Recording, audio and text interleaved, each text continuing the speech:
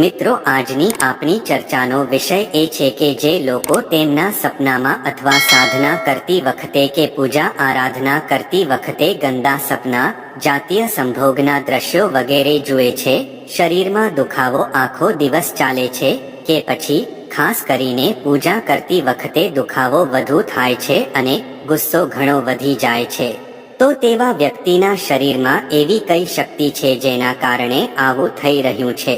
તો મિત્રો, આજે આપણે આ વિષય પર ચર્ચા કરીશું. મિત્રો, આજનો આ વિષય ખૂબ જ માહિતીપ્રદ રહેવાનો છે, તેથી આપ સૌને વિનંતી કરું છું કે તમે આ વિડીયોના અંત સુધી અમારી સાથે રહો અને વિડીયો ધ્યાનથી સાંભળો. તેમજ મિત્રો, વિડીયોને અધવચ્ચે છોડીને જતા ના રહેશો, કારણ કે આમ કરવાથી તમે વિડીયોમાં આપેલી માહિતી સમજી શકશો નહીં અને વિડીયો સંપૂર્ણ રીતે જોવો વ્યર્થ જશે. તો મિત્રો, અમારી સાથે અંત સુધી બની રહો અને જો તમને વિડીયોમાં આપેલી માહિતી પસંદ આવે તો વિડીયોને લાઈક કરવાનું ના ભૂલતા, તેમજ ચેનલને સબસ્ક્રાઇબ અવશ્ય કરજો. તો મિત્રો, સપનામાં અથવા તો તમને સપના દ્વારા ગંદા સપના આવે છે તો આવું કેમ થાય છે? મિત્રો, ક્યારેક પૂજા કરતી વખતે ગંદા વિચારો આવે છે તો ક્યારેક શરીરનો દુખાવો વધી જાય છે અને મિત્રો, ગંદા વિચારોને લીધે શરીરનો દુખાવો એટલો વધી જાય છે કે તમે પૂજા પણ કરી શકતા નથી અને પૂજાને અધવચ્ચે છોડી દો છો. તમારા મનમાં એટલા બધા પાપ ભરાઈ જાય છે કે તમે પાપના બોજી બની જાઓ છો અને તમે પૂજા કરવાનું બંધ કરી દો છો. તમને એટલો ગુસ્સો આવે છે કે તમે તમારી ઘરની મોટા ભાગની વસ્તુઓ તોડી નાખો છો. તમને ઘરની નાની નાની બાબતો પર પણ ખૂબ ગુસ્સો આવે છે અને પછી તમને તે વસ્તુ કિંમતી છે કે બિનકિંમતી, ઉપયોગી છે કે નકામી છે તેની તમને પરવા પણ રહેતી નથી. તમે દારૂ પીધા પછી પણ તેને તોડી શકો છો, કારણ કે તમારી સાથે જે શક્તિ છે તેના કારણે આવું થાય છે. તે શક્તિ નથી ઈચ્છતી કે તમે પૂજા કરો. તમે તમારા ઘરમાં સુખ, શાંતિ અને સમૃદ્ધિથી જીવો અને જો તમને ખબર જ નથી કે તે શક્તિ કઈ છે, તો શું તે તમારા કુળદેવી માની કે ભગવાનની છે? તો ના મિત્રો, આ ભ્રમને અને આ ગેરસમજને તમારા મનમાંથી સંપૂર્ણપણે દૂર કરો કે કોઈ પણ કુળદેવી માતાની શક્તિ કે ભગવાનની શક્તિ તમને આ કરવા માટે પ્રેરિત કરે છે. મિત્રો, તમારા ઈષ્ટ દેવી દેવતાઓની શક્તિ આવું ક્યારે પણ કરતી નથી, કેમ કે તેમની શક્તિ તો હકારાત્મક શક્તિ છે અને તે તમારા સર્જનાત્મક કાર્યમાં મદદ કરે છે, પરંતુ તે વિનાશક શક્તિ છે જેને આપણે નકારાત્મક શક્તિ કહીએ છીએ અને તે તમારા શરીરમાં કે તમારા ઘરમાં હાજર છે અને તે નથી ઈચ્છતી કે તમે પૂજા કરો, કારણ કે પૂજા કરવાથી તમારામાં સકારાત્મક શક્તિનું પ્રમાણ વધશે અને તેને કષ્ટ થશે અને તેણે પોતાનું ઘર અને શરીર છોડવું પડશે. તેથી કોઈ એવું ઈચ્છતું નથી કે જે ઘરમાં તે વર્ષોથી રહે છે કે તે શરીરમાં તે રહે છે અને જે તેની પાસે છે તે વસ્તુ કે નકારાત્મક શક્તિ આટલી સરળતાથી આ ઘર છોડવા માટે તૈયાર નથી થઈ શકતી.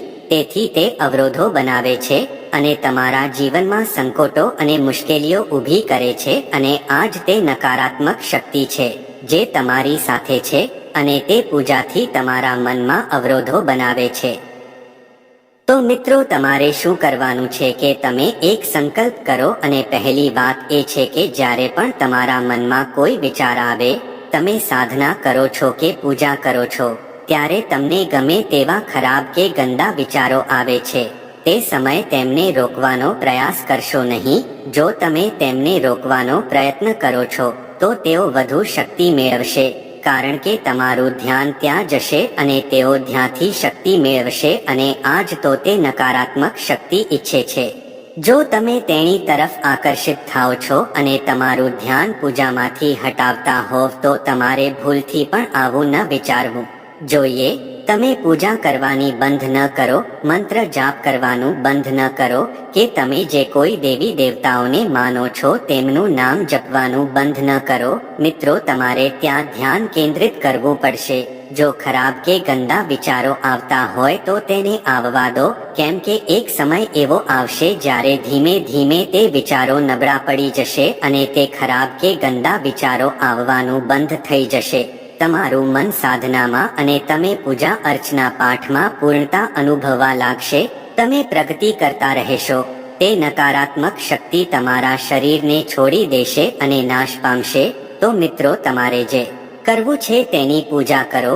જો વિઘ્નો પણ આવે તો તેને સહન કરો, કેમ કે તે થોડા સમય માટે જ છે અને તે પછી તેઓ પોતે જ નબળા થઈ જશે. અને જો તમને હજુ પણ ખરાબ કે ગંદા વિચારો આવે છે કે સપના આવે છે, તો પણ તે વિચારો તમને છોડી દેશે. જો તમને સપના આવે છે અને તે સપનામાં તમને સંભોગના ચિત્રો દેખાય છે, હજુ સુધી તે બંધ થઈ રહ્યા નથી અને તમે પૂજા કરો છો, ભક્તિ કરો છો કે સાધના કરો છો તો પણ તે બંધ નથી થઈ રહ્યા. તો મિત્રો, એક કામ કરો કે તમે સંકલ્પ લો. મિત્રો, દરરોજ 11 વખત હનુમાન ચાલીસાનો પાઠ શરૂ કરો. તમારે નક્કી કરવાનું છે કે હનુમાન ચાલીસાનો પાઠ 11 દિવસ કરવો છે કે 21 દિવસ કરવો છે. અને તમારે આ સંકલ્પ સાથે તમારા જે કોઈ પણ ઈષ્ટ દેવી દેવતા હોય કે માતાજીને માનતા હોવ તેનું પણ સ્મરણ કરવું જોઈએ. અને મિત્રો, તે સમયે તમારે ધ્યાનમાં રાખવું પડશે કે માંસ, દારૂ અને તામસિક વસ્તુઓનો પ્રવેશ ઘરની અંદર ન આવે. હા મિત્રો, તમે તમારા પરિવારના સભ્યોને સમજાવી શકો છો. જો તેઓ સંમત થાય તો તે સારું છે, અન્યથા તમારે તેને અનુસરવું પડશે. જ્યાં સુધી ડુંગળી અને લસણની વાત છે તો તમે તેને ખાઈ શકો છો. તમારા પરિવારના સભ્યો પણ તેને ખાઈ શકે છે, પરંતુ તામસિકનું સેવન જેમ કે ઈંડા, દારૂ, બિયર, માંસ, માછલી આ વસ્તુઓનો થોડો સમય માટે ત્યાગ કરવો જોઈએ. કારણ કે જ્યારે ઘરમાં નકારાત્મક શક્તિ હોય છે ત્યારે આ વસ્તુઓને લાવવાની અને ખાવાની ઈચ્છા થાય છે.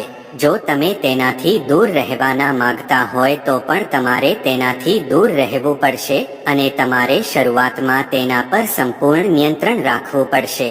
પછી થોડા સમય પછી તમે જોશો કે તમારા વિચારો શાંત થઈ ગયા છે, ખરાબ કે ગંદા વિચારો આવતા બંધ થઈ ગયા છે, ગુસ્સો ઓછો થઈ ગયો છે, શરીરમાં દુખાવો જે પહેલા થતો હતો તે કે પછી જે તમે પૂજા કરી શકતા નથી અથવા તો તમે પૂજા અર્ચનામાંથી અધવચ્ચે જ ઊભા થઈ જતા હતા તે હવે નહીં થાય. બસ હવે થોડી વાર ધીરજ રાખો, સાધના પર સંપૂર્ણ ધ્યાન આપો, પછી જુઓ કેવો ચમત્કાર થાય છે. જે નકારાત્મક શક્તિ તમારા સાથે છે તે કમજોર થઈ જાય છે અને આ રીતે કમજોર થવાથી તે નષ્ટ થઈ જશે અથવા તો કાયમ માટે ઘર છોડી દેશે. કારણ કે ત્યાં સુધીમાં તમારી અંદર સકારાત્મક ઉર્જાનું પ્રમાણ એટલું વધી જશે કે તે તમારા પર પ્રવેશ કરી શકશે નહીં અને તેની કોઈ અસર પણ પડશે નહીં. હવે તમે જોશો કે તમને જે ખરાબ સપનાઓ આવતા હતા કે સપનામાં સંભોગના ચિત્રો દેખાતા હતા કે તમે ખૂબ જ ગુસ્સામાં રહેતા હતા કે તમને ખૂબ જ ગુસ્સો આવતો હતો કે પછી તમારા શરીરમાં દુખાવો થતો હતો, તે બધી જ પ્રક્રિયા ઉપર તમારું પોતાનું સંપૂર્ણ રીતે કંટ્રોલ રહેશે. એટલે કે મિત્રો, આ વસ્તુઓ પર તમારો સંપૂર્ણ નિયંત્રણ હશે અને પછી તમે તમારી સાધનામાં આગળ વધશો. તમે તમારી સાધનાને રોકશો નહીં, ભલે તમારા માર્ગમાં ગમે તેટલા અવરોધો આવે. તમારે તમારા મનમાં વિચારવું જોઈએ કે આ બધી નકારાત્મક શક્તિઓ છે અને આમ કરવાથી તે આપણી સાથે આવી સમસ્યાઓ ઊભી કરે છે. જ્યારે આ વિચારો તમારા મનમાં આવે છે ત્યારે તમારું મન તમારી સાધનામાં, તમારા દેવતાની પૂજામાં, હવનમાં અર્પણ કરવામાં વ્યસ્ત થઈ જાય છે. તો મિત્રો, આમ કરવાથી આ નકારાત્મક શક્તિ તમારા શરીરને કે તમારા ઘરને છોડી દેશે અથવા નાશ પામશે. તો મિત્રો, હું આશા રાખું છું કે તમને વિડીયોમાં આપેલી આ માહિતી તમારા માટે ખૂબ જ ઉપયોગી સાબિત થશે અને જો પસંદ આવી હોય તો આ વિડીયો તમારા મિત્રો સાથે બને તેટલો શેર કરો અને તેને પોતે પણ લાઈક કરો. મિત્રો, ઘણા એવા માતાજીના ભક્તો અને સાધકો છે જેઓ આ સમસ્યાનો સામનો કરી રહ્યા છે અને જે લોકો પૂરા ધ્યાનથી મંત્રનો જાપ કરી શકતા નથી, પૂજા કરી શકતા નથી, તેમને તેનો લાભ મળશે અને તમને પણ પુણ્યની પ્રાપ્તિ થશે. જેથી કરીને મિત્રો, આજના વિડીયોને વધુમાં વધુ શેર કરજો. તો ફરી એક નવા વિડીયોમાં મળીશું. ત્યાં સુધી આપ